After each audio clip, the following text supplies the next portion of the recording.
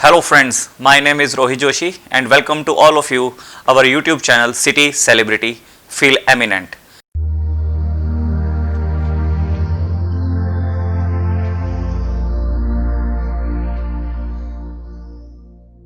जैसे कि हमने पिछले एपिसोड्स किए तो आप लोगों का जो रिस्पांस हमें मिला, जो प्यार हमें मिला, उसके लिए तो तहे दिल से शुक्रिया।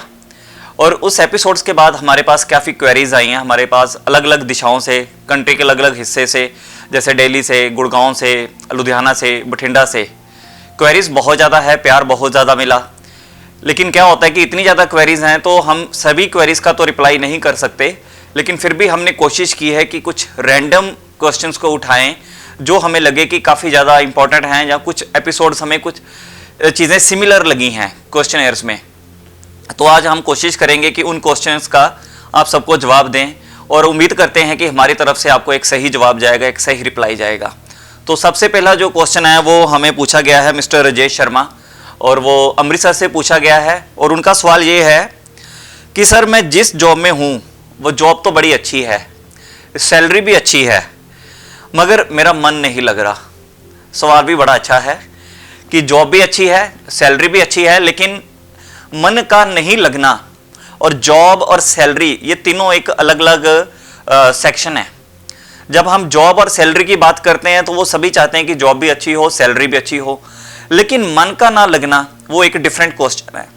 तो डिफरेंट क्वेश्चन इसलिए है कि मन का जो हमारा सीधा संबंध है वो है चंद्रमा से।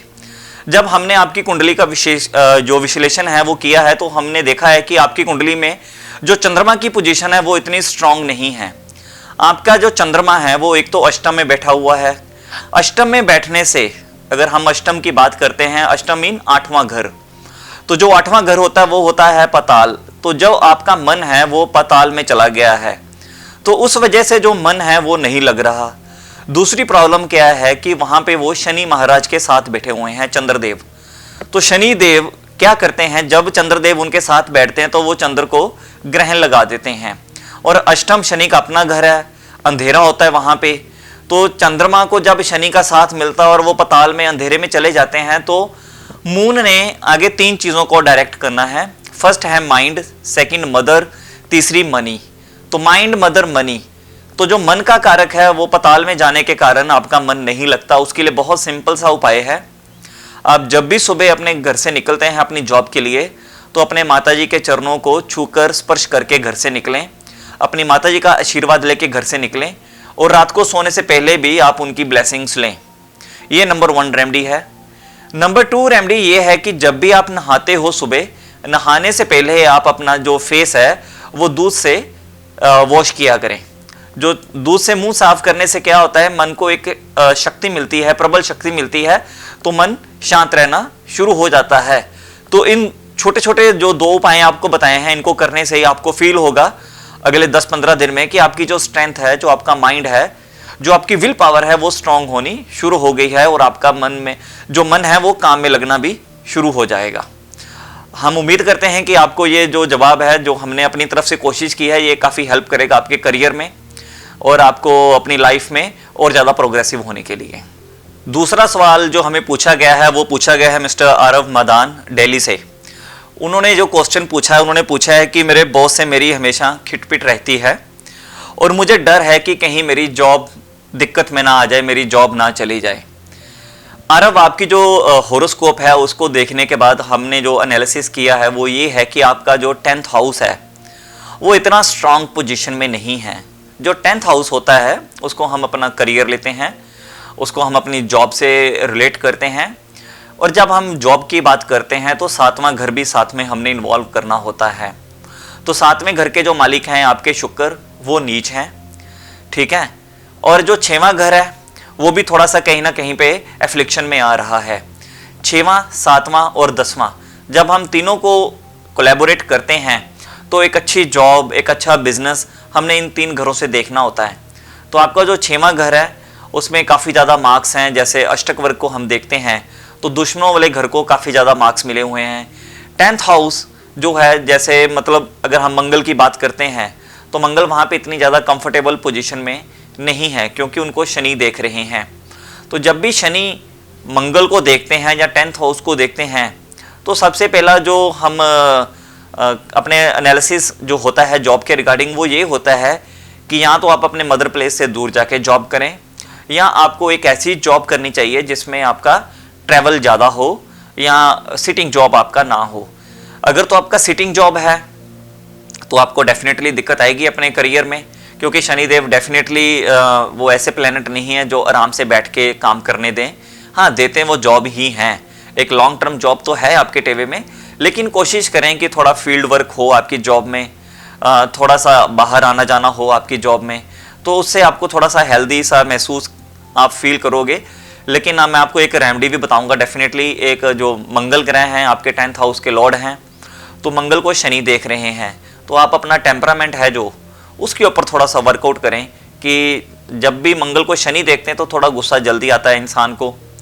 तो मंगल की जो एक रेमेडी है वो बहुत सी सिंपल सी रेमेडी है, वो ये है कि आप मंगलवार के मंगलवार या तो गौशाला में जाएं, वहाँ पे शक्कर 1 किलो और 1 किलो चोकर वो अपने हाथों से गाय को खिलाएं। और एक और रेमेडी है कि आप सुबह उठ के सबसे पहले जब अपने ईष्ट को याद करें तो हनुमान चालीसा रोज पढ़ें। ये एक बहुत अच्छी रेमेडी है, अगर आप ये कर लो और भी बढ़िया है। नहीं तो एक और रेमेडी है कि जो स्ट्रे डॉग होते हैं आप उनको फीड करें। ये 3 रेमेडी आपको आपके करियर में काफ़ी हेल्प करेंगी और आपकी डेफिनेटली जॉब जो है वो सिक्योर रहेगी, कोई दिक्कत नहीं आएगी आपको आपकी जॉब की तरफ से।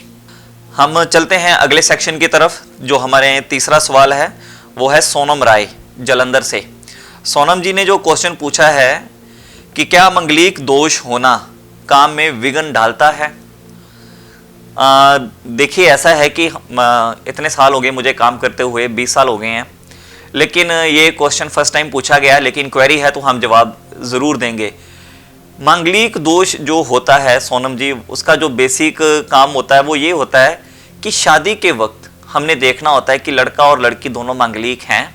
अगर दोनों की कंपैटिबिलिटी मांगलिक कैटेगरी में आ रही है तो वो शादी के टाइम पे ही हमने देखना होता है। तो मांगलिक का हमारे बिजनेस, हमारी जॉब, इन दोनों के साथ कोई भी कनेक्शन नहीं है। अगर आपको ये लगता है कि आप पहले ये कंफर्म करें कि क्या आप मांगलिक हैं। डेफिनेटली अगर मांगलिक हैं तो आपने ये क्वेश्चन अराइज किया है कि क्या वो काम में विघ्न डालता है। बिल्कुल नहीं डालता। तो आप थोड़ा सा अपने माइंड को सिक्योर करें, थोड़ी पॉजिटिविटी अपने लिए रखें। मांगलिक होना कोई प्रॉब्लम नहीं है किसी भी टेवे में। बड़े से लोग मांगलिक हैं, कोई शनि से मांगलिक होता है, कोई मंगल से मांगलिक होता है। तो उसको सिर्फ हम शादी के समय जो कंपैटिबिलिटी देखनी होती है, हम सिर्फ उसके वक्त ही इस चीज़ के लिए जाते हैं, अदरवाइज किसी और चीज़ के लिए नहीं जाते। Thank you. चलिए हम चलते हैं अगले क्वेश्चन की तरफ। अगला क्वेश्चन है रेनू जी का जलंधर से। उन्होंने पूछा है कि मुझे किसी पंडित ने ये कहा है कि मेरी आयु वो कम है। आयु कम है तो आपने इसका उपाय पूछा है।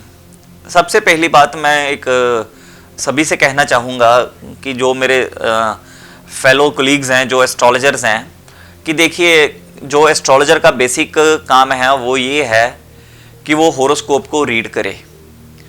तो ब्रह्मा जी ने जो लिख दिया है हमारे टेवे में, हमारी लाइफ में, हमारे कर्मस में, तो एस्ट्रोलॉजर इतनी ज़रूरत कर ले कि वो ब्रह्मा जी ने जो लिखा है कि उसी को रीड कर ले तो काफ़ी हद तक ये ठीक रहेगा। लेकिन ब्रह्मा जी ने क्या लिखा है स्पेशली आयु के बारे में, तो वो तो बेसिकली बताना नहीं चाहिए किसी भी एस्ट्रोलॉजर को। वैसे भी ये काफ़ी कैलकुलेटिव टास्क है, काफ़ी डिफ़िकल्ट टास्क है। मेरा मानना है कि अगर हम मान लीजिए किसी के टेवे में ये देख भी लें कि कोई, वैसे टेवे होते हैं अल्पायु, मध्यम आयु वाले, अगर किसी एस्ट्रोलॉजर को ये पता भी चल गया है कि ये होरोस्कोप मध्यम आयु या अल्पायु का है, तो उसको ये किसी को बताना नहीं चाहिए। आपने कभी देखा है कि कोई पेशेंट हो, वो क्रिटिकल हो, आईसीयू में हो, और वो डॉक्टर सीधा ही बोलते हैं हाँ जी ये आधे घंटे में मरने वाला है, तो उससे क्या होगा? उसने तो जो आधे घंटे बाद मरना है, उसके जो फैमिली मेंबर्स हैं उनकी हालत क्या हो जाती है। तो आप इसकी तरफ ध्यान ना दें कि आपकी आयु कम है, आप अपने कर्मा की तरफ ध्यान दें। आपको इसके लिए कोई उपाय करने की ज़रूरत नहीं है। आप मैक्सिमम जो काम कर सकती हैं वो ये कर सकती हैं रेनू जी, कि आप अपने ऊपर वर्कआउट करें, अपने माइंड के ऊपर वर्कआउट करें, लोगों की हेल्प करें, आप खुश रहें।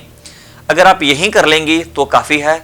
ब्रह्मा जी ने जितनी आयु सबको दी है, जितने श्वास ब्रह्मा जी ने दिए हैं, हमने उतने ही भोगने हैं।